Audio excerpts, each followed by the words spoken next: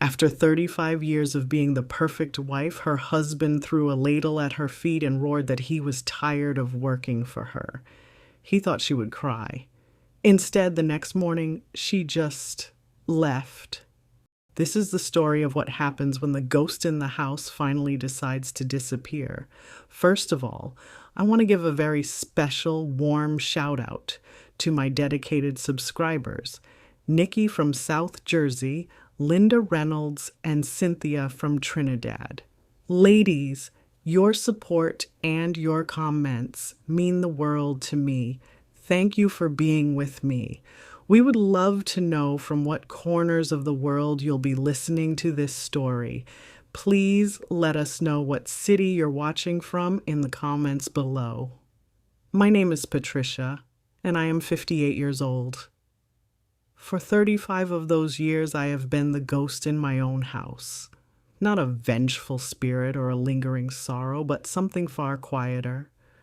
A spectral presence of pure function, the invisible force that ensured the comfortable, predictable world of my husband, James, continued to turn on its axis. My existence was a series of quiet, repetitive tasks, a life measured not in milestones, but in the steady rhythm of domestic service. My day began, as it always did, in the deep, inky blackness of a Detroit pre-dawn. The first alarm, set for 4:30 a.m., was a soft chime that I would silence before its second beep, my body so attuned to the routine that it would wake moments before the sound. I would slide out of bed, careful not to disturb James, and make my way on bare feet across the cold linoleum floor of our small brick bungalow. The house would be utterly silent, a sleeping vessel waiting for me to breathe life into its quiet heart. The first ritual was the coffee. James was a man of simple, unshakable habits, and his coffee was paramount. I would grind the beans, the whirring of the small machine, the first sound to break the stillness, a noise so familiar it was a part of the silence itself. The rich, dark scent of the coffee brewing was the true start of the day, a fragrant offering to the man still sleeping in our bed. While it brewed, I would move through the kitchen in a practiced silent dance. I'd take the bacon out of the freezer to thaw for his breakfast. I'd pull out the bread, the lunch meat, the mustard, and assemble the hearty sandwich he would eat precisely at noon on his break at the auto plant. I'd fill his thermos with the remaining coffee, ensuring it was hot enough to last him through his long shift. All this was done in the dark, with only the small yellow light above the stove for illumination. It was my time, these quiet, lonely hours, but they were not filled with my thoughts or my dreams. They were filled with his. I would think about his day, about the mood he would be in, about the small comforts I could provide that might smooth the rough edges of his life. I had become so adept at anticipating his needs that I had long ago forgotten how to recognize my own. Who was Patricia? I was James's wife. I was Nicole's mother. I was the keeper of this house, the woman I had been before all that, the girl who had dreamed of being a landscape designer, who loved the feel of soil in her hands and the potential of a tiny seed. She was a distant ghost, a faded photograph in the album of my mind. By the time James's own alarm would blare at 6 a.m., his world was already prepared for him. His work clothes, which I had washed and ironed the night before, were laid out on the chair in our bedroom. The shower would be running, the towels perfectly folded. When he finally lumbered into the kitchen, a bear of a man still shaking off the dregs of sleep, his coffee would be waiting in his favorite mug, a thick, white ceramic thing with a chip on the rim that I was never allowed to throw away. The bacon would be sizzling in the pan and the table would be set for one. Morning, he would grunt, a perfunctory acknowledgement of my presence as he sank into his chair and reached for the newspaper. He never commented on the clean kitchen, on the neatly organized counter, on the 100 tiny acts of service that had occurred while he slept. He didn't have to. It was simply the way things were, as natural and as unremarked upon as the rising of the sun. He had stopped truly seeing me decades ago. I was a part of the landscape of his life, as familiar and as invisible as the floral wallpaper in the hallway. After he had eaten, he would stand, grab the lunch pail I had packed, and head for the door. "Have a good day," I'd say to his back. He would reply, and then he would be gone. The slam of the front door, the final definitive sound of his departure, and then the second part of my day would begin, the part that was all mine and yet not mine at all. It was the part dedicated to the house, the dusting, the vacuuming, the scrubbing of floors, the paying of bills, the endless loads of laundry. I was a meticulous housekeeper, finding a strange, almost desperate sense of purpose in the order I could create. If I could not control the quiet emptiness in my own heart, I could at least control the dust bunnies under the sofa. The house was my masterpiece, a silent, spotless testament to my devotion. But lately, as I moved through its quiet, gleaming rooms, it had started to feel less like a sanctuary and more like a beautiful, well-kept museum of a life I wasn't actually living. I was its curator, its caretaker, but I was not its inhabitant. I was just the ghost who kept the exhibits clean. I stood in the silence, watching his car disappear down the street. For 35 years, this routine had been the bedrock of my life, as solid and as unquestioned as the earth itself. I had no way of knowing that by the time he returned tonight, that bedrock would be shattered into a million unrecognizable pieces forever. The rest of my day unfolded in its usual predictable rhythm, a silent ballet of domestic chores performed for an audience of one. I cleaned the bathrooms until the porcelain gleamed. I vacuumed the living room, creating perfect straight lines in the plush carpet that I knew would be scuffed by James's work boots the moment he walked in. I did a load of his work clothes, the fabric heavy with the smell of grease and metal, a scent so familiar it was a part of our home's very atmosphere. Through it all, the strange, unsettling sense of foreboding I'd felt in the morning did not dissipate. It clung to me like the humid Detroit air, a low-grade hum of anxiety that I couldn't name or shake. For dinner, I decided to make his favorite, a pot roast, slow-cooked for hours until it was meltingly tender, with creamy mashed potatoes and a rich, dark gravy. It was a meal that took effort, a meal that spoke of care and time. It was, I realized with a sudden, painful clarity as I stirred the gravy, a peace offering, though I didn't yet know what war I was trying to prevent. James came home at precisely 5:30, as he always did. The slam of the front door was the first sign. It was louder than usual, carrying a note of angry finality. He threw his keys onto the small entryway table with a clatter that made me jump. He walked into the kitchen, his face a thundercloud of frustration, and dropped his heavy lunch pail onto the counter with a thud. "Bad day?" I asked, my voice gentle, tentative. "What do you think?" he grumbled, pulling a beer from the refrigerator without looking at me. He was a man whose frustrations with the outside world, a new foreman, a change on the production line, a looming threat of layoffs, had always been funneled into the safe, contained environment of our home, with me as the silent, absorbent target. For 35 years, I had been the emotional lightning rod for his discontent. At the dinner table, he was silent, pushing the tender pot roast I had spent all afternoon preparing around his plate with his fork. He ate with a grim, resentful energy as if the food itself were a personal insult. "Is this all there is?" he finally grumbled, gesturing to the platter of meat and potatoes. "It's pot roast, James," I said, confused. "Your favorite." "My favorite," he repeated, the words a sneer. "For 40 years I've been breaking my back at that plant.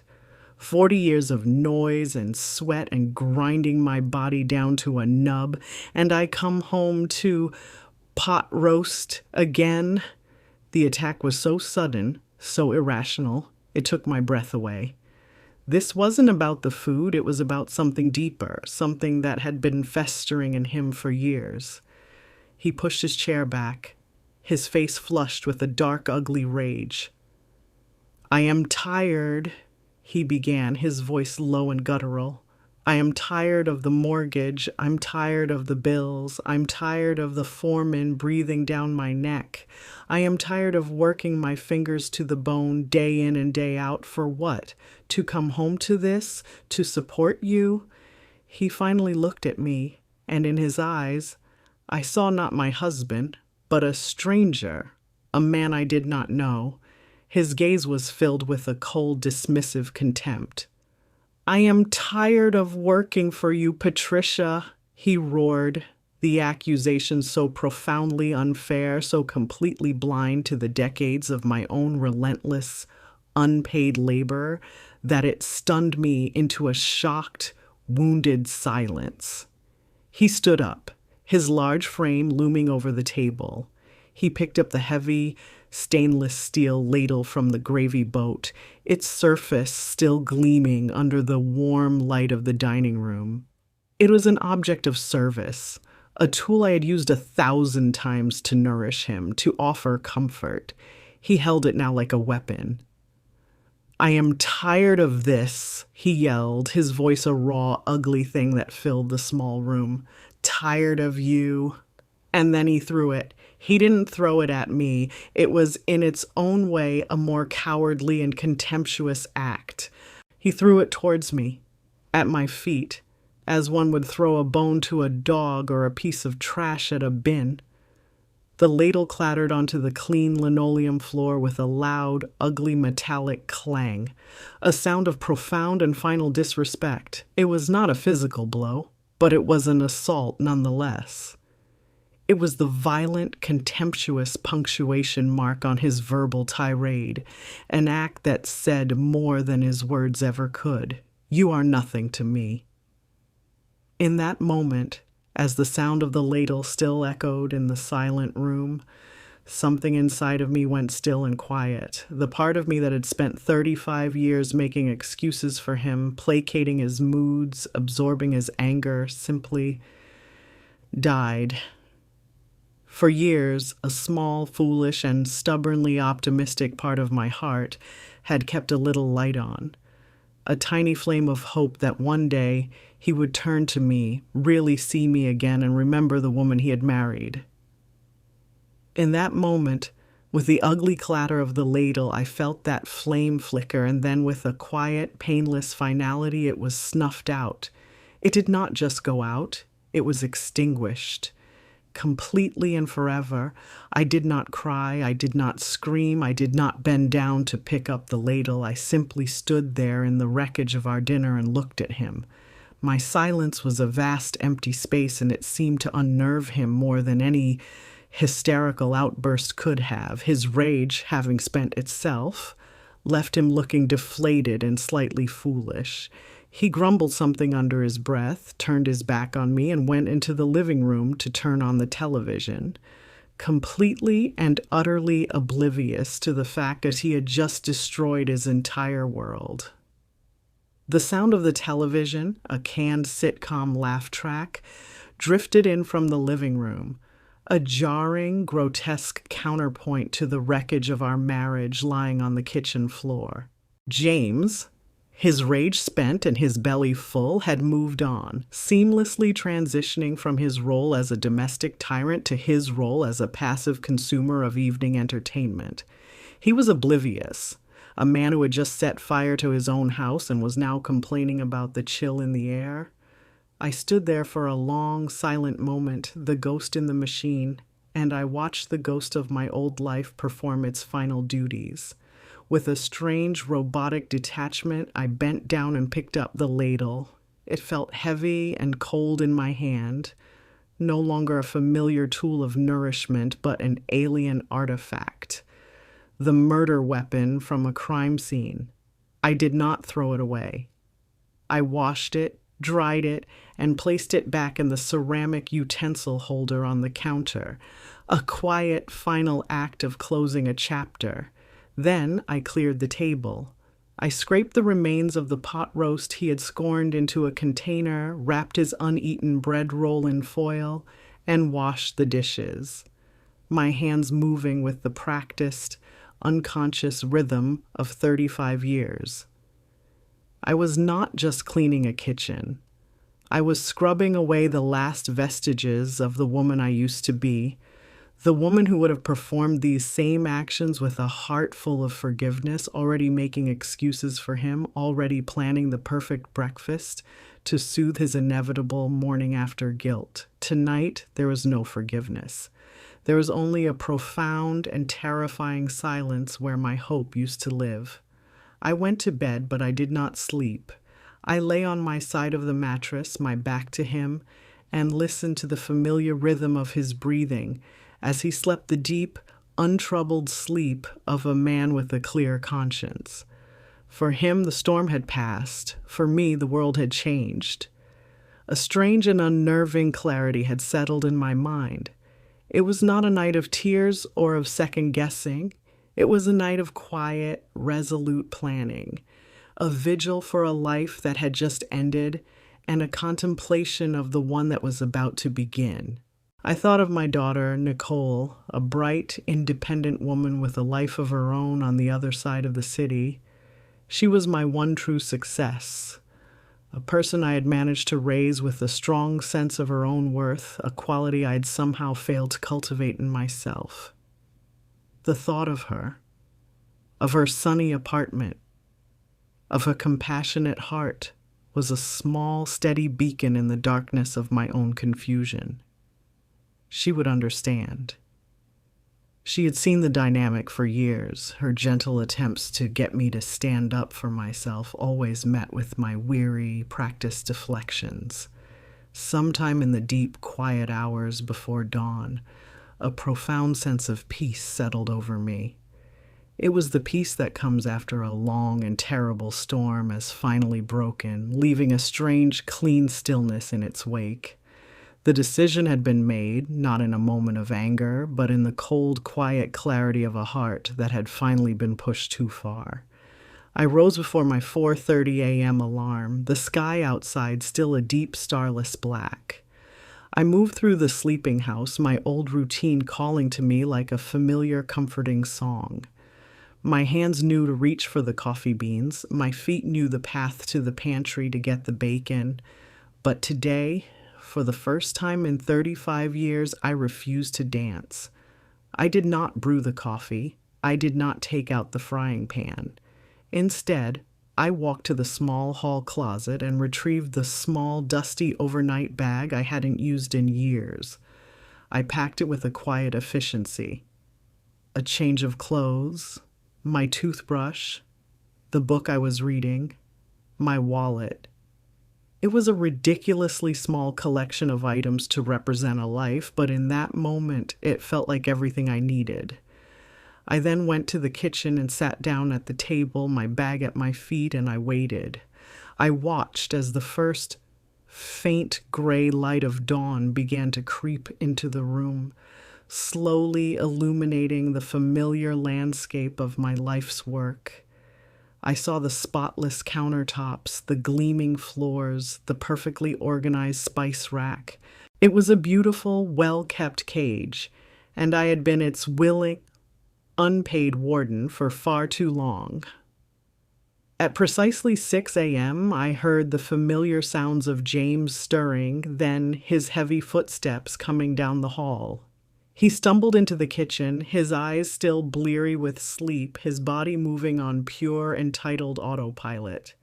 He went straight to the coffee maker, a confused grunt escaping his lips when he found the pot empty and cold.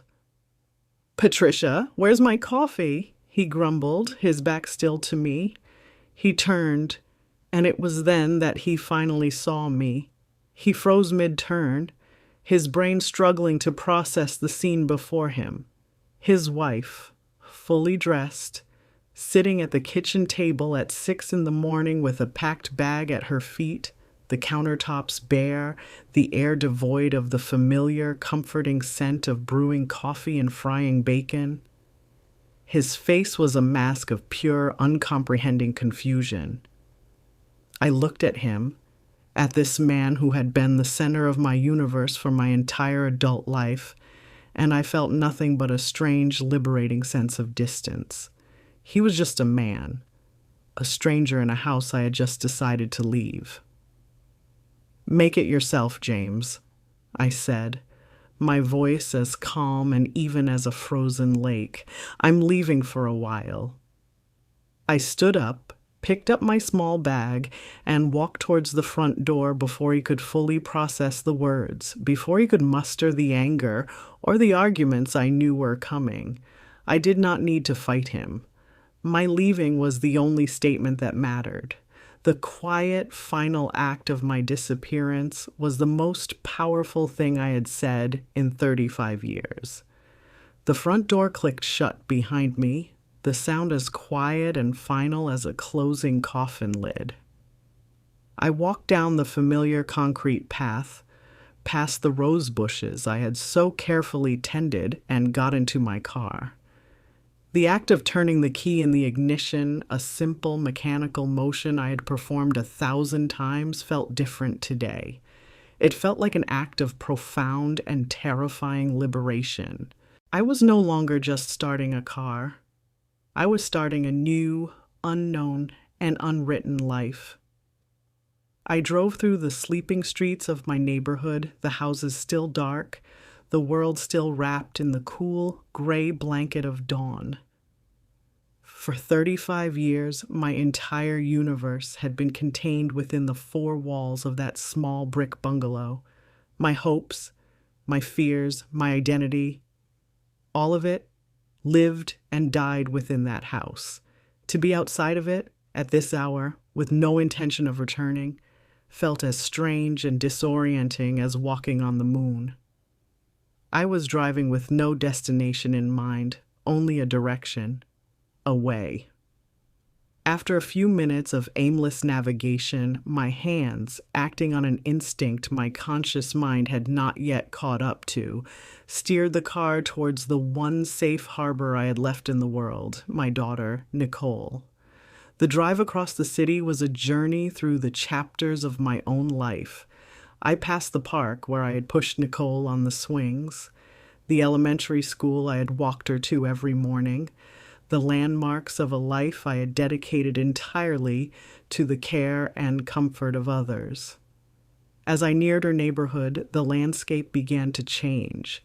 The rows of modest post-war bungalows gave way to renovated warehouses and modern glass-fronted apartment buildings. It was a younger world, a world of art galleries and coffee shops, a world that felt vibrant and alive. It was Nicole's world, not mine, and the thought that I was now a refugee seeking asylum in my own daughter's life filled me with a fresh wave of shame. I parked in the visitor's spot in front of her building and just sat there for a long time, the engine off, the silence in the car, a heavy, buzzing thing. What was I doing? Running away from home at 58 years old with a single pathetic overnight bag. It was ridiculous, but the memory of the ladle clattering on the floor, of the cold, dismissive contempt in James's eyes, was a stark reminder that staying was no longer an option. With a deep, trembling breath, I got out of the car and called her. "Mom," she answered, her voice thick with sleep. "It's not even 7 in the morning. Is everything okay?" "Hi, honey," I said, my own voice a weak, unfamiliar croak. I'm so sorry to wake you. I'm downstairs. Can Can I come up for a little while? The sleepiness vanished from her voice, replaced by an immediate, unconditional concern. There were no questions, no accusations. Of course, Mom. Are you all right? I'm buzzing you in right now. Come right up. Her apartment was on the fourth floor, a bright, sunny space with high ceilings and large industrial windows. It was the complete opposite of my own home. A little messy in a creative, lived-in way, filled with thriving green plants, colorful, abstract paintings, and stacks of books. It was a space that reflected a person, not just a set of duties. It was a space that felt alive. Nicole met me at the door, her face a mask of worry. She took one look at my pale, drawn face and my small overnight bag, and her expression softened into one of profound, compassionate understanding. She didn't press me for details. She simply took the bag from my hand, set it on the floor, and wrapped her arms around me in a long, tight hug. "Okay, Mom," she whispered into my hair. "You're safe here." She led me to a comfortable sofa, draped a soft blanket over my shoulders, and then went into her small open kitchen. I watched as she moved with a quiet, loving efficiency, filling a kettle with water, getting a mug from the cupboard, selecting a tea bag from a small wooden box. She was making tea for me. She was fussing over me. This simple, profound reversal of our lifelong roles, the child caring for the parent, was the act of kindness that finally shattered the cold, hard dam of my composure. When she placed the warm, steaming mug in my hands, the dam broke. The tears began to fall, and once they started, they would not stop. It was not a gentle, quiet weeping. It was a storm, a lifetime of suppressed grief and quiet desperation erupting in a series of raw, racking sobs. I wept for the 35 years of my own invisible, unacknowledged labor. I wept for the young girl who had dreamed of designing gardens and had instead spent her life scrubbing floors. I wept for the woman who had slowly, imperceptibly, allowed herself to become a ghost in her own home. Nicole just sat beside me, rubbing my back, letting me cry, a silent, steady, and unconditional presence. When the storm finally subsided, leaving me feeling hollowed out and strangely peaceful, she asked the question gently. "Did you and Dad have a fight?" I nodded, my voice a hoarse whisper. He threw the soup ladle at me. Nicole closed her eyes, a look of pained, weary recognition on her face. She had seen the storm clouds gathering for years. "Are you crying because you finally left him?" she asked. I thought about it for a moment, the warm mug in my hands, the morning sun streaming through the large windows of my daughter's apartment. And I realized the truth of my own feelings, a truth that was both heartbreaking and wonderfully, terrifyingly liberating. "No, sweetie," I said, looking at her, my vision still blurry with tears. "I'm not crying because my marriage is over. I'm crying for all the years I lost myself inside of it." While I was in my daughter's sun-drenched living room, taking my first shaky steps into a new emotional landscape, my husband James's world, as he would later confess to me in a series of halting, shame-faced phone calls, was beginning to systematically unravel.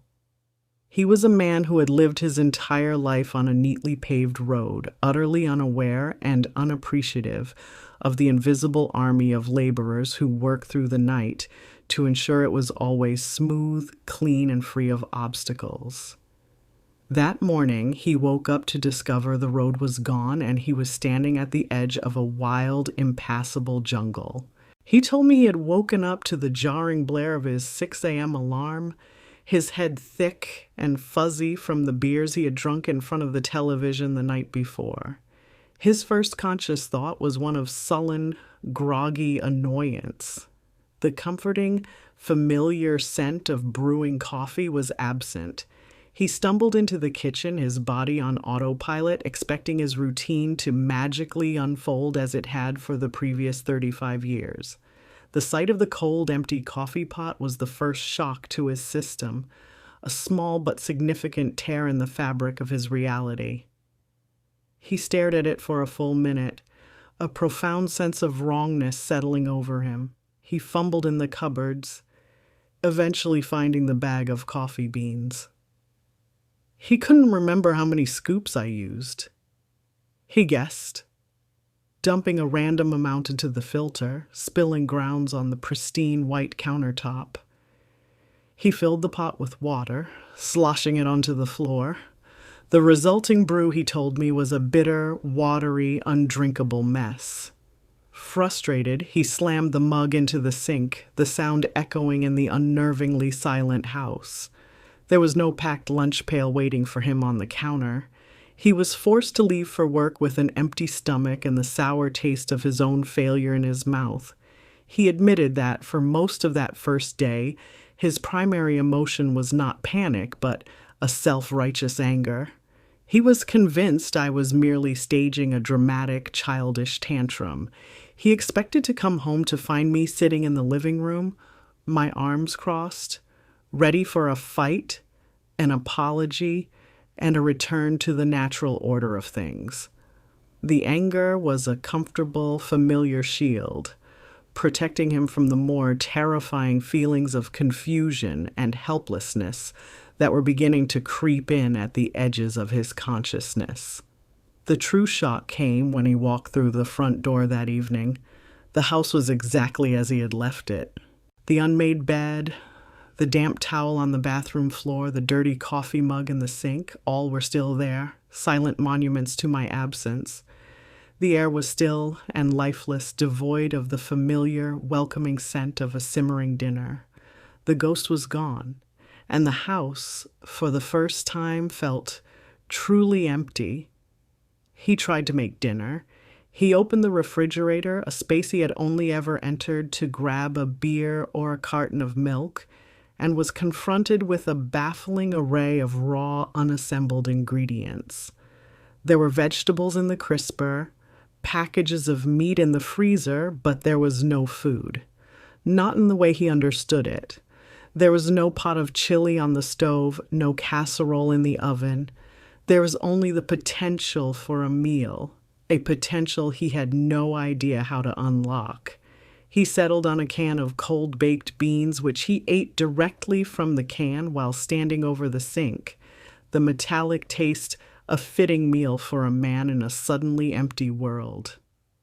The next few days, he told me, were a slow, humiliating descent into domestic chaos. The laundry, an entity he had never once considered, began to pile up in the hamper, an ever-growing mountain of his own discarded clothes. He ran out of clean socks, then clean underwear, and was finally forced to confront the washing machine, a piece of household technology he realized he did not know how to operate. His first attempt resulted in a flood of suds across the laundry room floor. The pristine, orderly kingdom he had always taken for granted was rapidly becoming a grimy, chaotic mess. But it was the bills that finally pushed him from frustration into a state of raw, desperate panic. The mail, which had always been a neatly sorted pile on his desk, was now an accusing, unopened stack on the entryway table. He saw a red final notice stamp through the window of an envelope from the electric company and realized with a jolt of genuine terror that he had no idea when the bills were due or how I paid them, or even where I kept the checkbook. The intricate, invisible machinery of our household finances, a system I had managed with the quiet precision of a Swiss watchmaker, was a complete and utter mystery to him. He was not just missing a cook and a laundress. He was missing the executive administrator of his entire life. The magic that had kept his world running smoothly, the clean socks, the paid bills, the hot food, the stocked pantry, was not magic at all. It was work, relentless, grinding, invisible work. And in my absence, the full crushing weight of that work was now his to bear, and he was collapsing beneath it. The house was no longer a home. It was a hostile environment, a collection of failing systems and accusing messes. The loneliness was no longer just a quiet absence. It was a roaring, terrifying void. For 3 days, I lived in the quiet, sunlit sanctuary of my daughter's apartment. It was a period of profound and gentle decompression. Nicole was a marvel of intuitive kindness. She did not press me with questions or offer unsolicited advice. She simply created a space for me to just be. She made me tea. She cooked simple, comforting meals.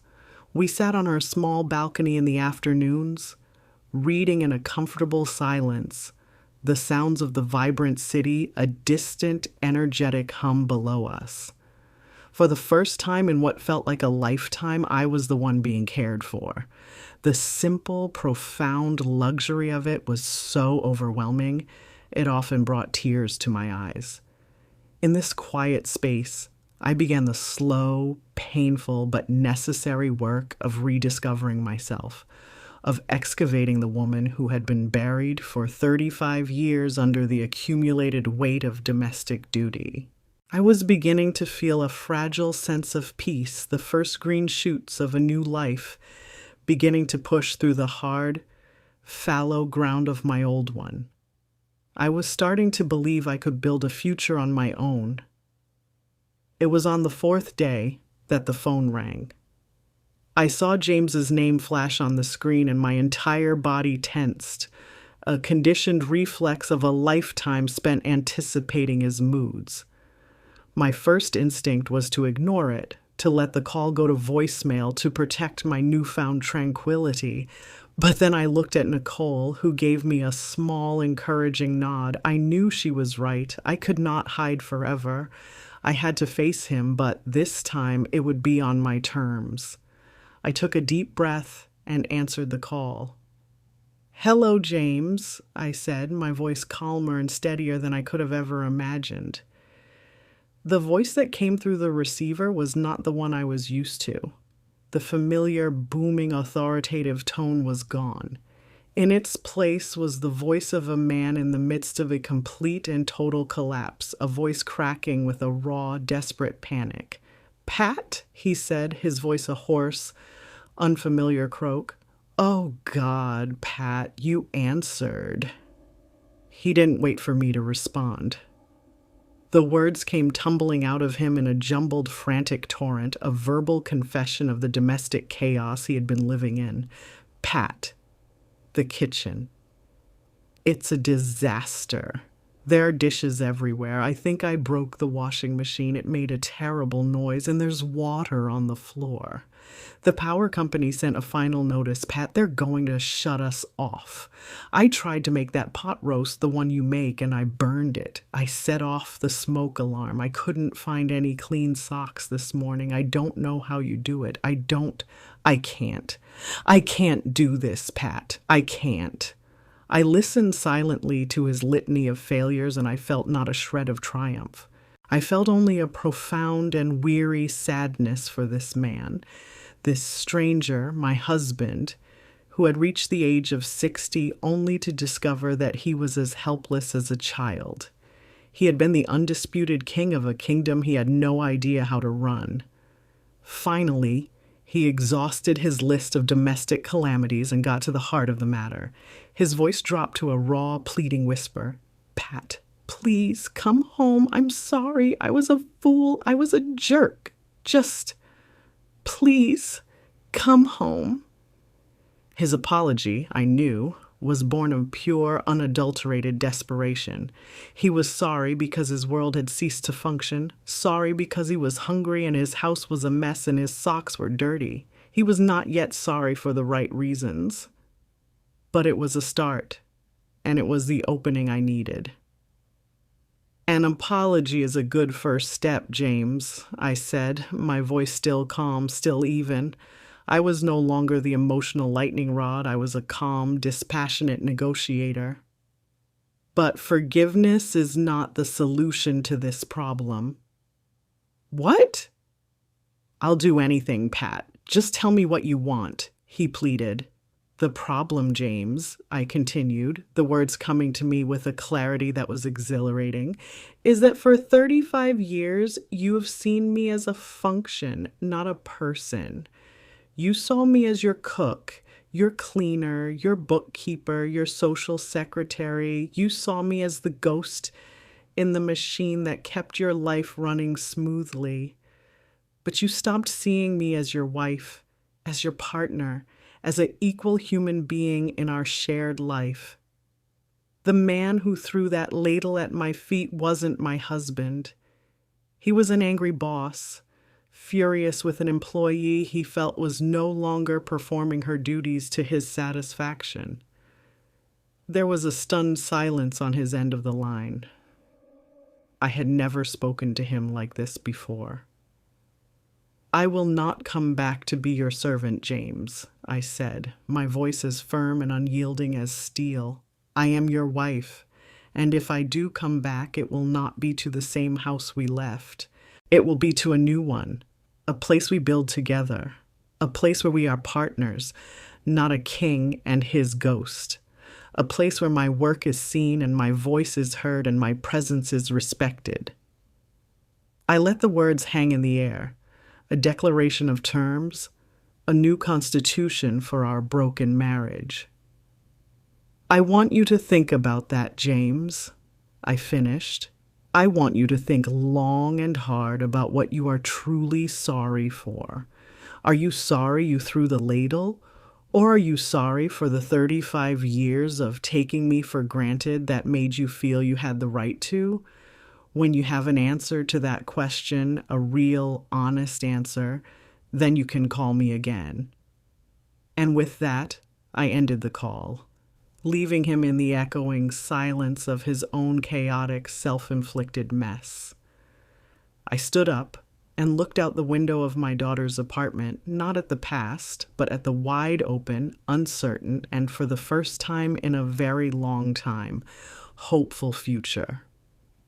The decision of whether or not to return was not yet made, but the terms of surrender, I realized with a surge of newfound power, were now entirely mine to write. The week I spent at my daughter's apartment was like stepping into an alternate reality, a life I might have lived had I made different choices 40 years ago. It was a life of quiet autonomy. For the first time since my wedding day, I woke up to the sun, not to an alarm clock. I would lie in the comfortable guest bed watching the dust motes dance in the morning light streaming through the large windows, and I would ask myself a question I hadn't considered in decades. What do I want to do today? The novelty of it was so profound it was almost frightening. Some days, Nicole and I would do nothing at all. Just sit on our balcony with books and cups of tea, the bustling energy of the city a distant, comforting soundtrack. On other days, we would explore. She took me to a small, independent art gallery, to a farmer's market overflowing with vibrant produce, to a park where we watched people of all ages and walks of life laughing and living. I was a tourist in a new world of possibilities. In this new world, I was not a function. I was a person. My opinions were sought, my companionship was cherished, and my presence was a joy, not a given. Nicole, with a gentle, loving wisdom, began to carefully probe the dusty, forgotten corners of my own dreams. "What did you want to be when you were a girl, Mom?" she asked one afternoon as we sat by the river. I told her about my passion for landscape design, about the sketches I used to make of beautiful, impossible gardens. The next day, she came home from work with a beautiful, thick sketchbook and a set of professional grade-colored pencils. "Just in case you get inspired," she said with a smile. The simple, thoughtful gift was a validation of a part of myself I thought had died long ago. I was not just James's wife or Nicole's mother. I was Patricia, a woman who once dreamed of creating gardens. Meanwhile, reports from the front line of my old life would arrive. James called again, 2 days after our first tense conversation. His voice was different this time. The raw, desperate panic was gone, replaced by a tone that was humbled, weary, and strangely respectful. He didn't beg me to come home. He just reported his progress like a raw recruit speaking to a commanding officer. "Pat," he'd said, his voice quiet, "I figured out the washing machine. I think I used too much soap the first time, but I got a load of whites done. I separated them like you always said to." There was a pause. I went to the grocery store. I stood in the aisle for 20 minutes because I had no idea what to buy. I realized I've never actually bought a raw onion in my life, so I bought a cookbook. A simple one. For beginners. He continued, his words a litany of small, clumsy efforts that were, to me, more meaningful than 1,000 flowery apologies. He told me he had found the checkbook and had paid the electric bill after being on hold with the company for 45 minutes, an experience that had clearly given him a new appreciation for a task he had never even known was happening. "The house is quiet," he'd said, and I could hear the profound loneliness in his voice. It's not a home without you in it, Pat. I see that now. I see it." He ended the call not by demanding my return, but with a simple, hesitant question. "I'm not asking you to come back. Not yet. But when you're ready, can we talk? In person? I want to listen." This was the shift. The move from demanding to asking. It was a sign that he was beginning to understand that my presence in his life was not a right, but a privilege. After that call, I discussed it with Nicole. She was, as always, my fierce protector. "You don't have to go back, Mom," she said, her eyes serious. "You know that, right? You can stay here as long as you want. You could get your own place. You could finally go to that landscape design class at the community college." And for the first time, I knew she was right. I could do all those things. The knowledge was a revelation. My decision to return, if I made it, would not be a retreat into my old life, but a conscious, powerful choice made by a woman who now knew she had other options. I was no longer a ghost with no agency. I was a woman with a safe harbor, a woman with a future of her own, regardless of what he did. That night, I looked at the first tentative sketch in my new book, a drawing of a small, resilient flower pushing its way through a crack in the pavement. I thought of James, of the 35 years we had shared, of the good man who had gotten lost somewhere along the way. I felt a flicker of the old love I had for him, a love for the young, hopeful man he had been, and a glimmer of hope for the humbled, trying man he was becoming. It was a risk, a huge one. But our life together, I decided, was worth one last honest attempt at rebuilding. The next morning, I packed my small bag. When I told Nicole I was going home, she just hugged me. "Whatever you choose, Mom, I support you," she said. "Just remember, my door is always open." The drive back to my neighborhood felt different. The streets were the same, the houses were the same, but I was not. I was returning not as a defeated servant, but as a potential partner, a woman with a renewed sense of her own worth. As I pulled my old Toyota up to the curb in front of my small brick bungalow, I didn't immediately get out. I just sat there for a moment, my hands on the steering wheel, taking a deep breath. The house looked the same. But I was about to walk through that door as a different woman, and I was about to find out if my husband was finally ready to meet her. I took a deep, steadying breath. my hand on the familiar, cool brass of the doorknob, and walked back into the house I had fled a week before. The first thing I noticed was the smell. It was not the familiar, comforting scent of lemon polish and baking bread. It was a stale, lonely smell, a mixture of takeout food and a faint, chemical scent of some cleaning product James had clearly used with more enthusiasm than skill. The house was not the chaotic disaster zone I might have expected. In fact, he had clearly made a monumental effort to clean. The floors were swept, though a little streaky, and the counters were wiped down, but it was the clean of a barracks, a sterile, functional space that lacked the warmth, the soul that my 35 years of care had infused into it. It was clean, but it was not a home. He was sitting at the kitchen table, a single, sad-looking can of soup and a half-eaten sleeve of crackers before him. He stood up the moment I walked in, his movements awkward and uncertain like a teenager on a first date. He looked tired, older, and profoundly humbled. The familiar bullish arrogance was gone, replaced by a raw, hopeful vulnerability I had not seen in his eyes in decades. "You came back," he said, his voice a quiet, gravelly thing.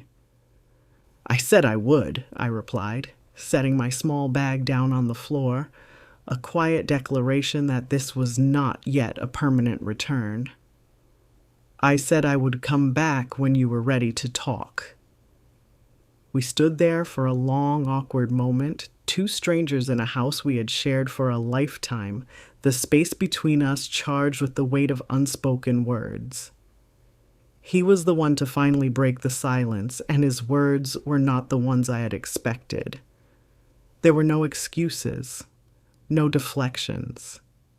He just looked at me, his eyes filled with a deep, bottomless well of shame. "I'm sorry, Pat," he began, his voice cracking. "And not just for the ladle. I've been doing a lot of thinking this week, living in this empty building. I'm sorry for the 35 years. For every morning I took the coffee without a word of thanks, for every hot meal I took for granted, for every time you tried to talk to me about your day and I grunted from behind a newspaper. I didn't just stop seeing you, Pat. I think I stopped looking a long, long time ago. I don't know how to do this," he confessed, his gaze dropping to the floor.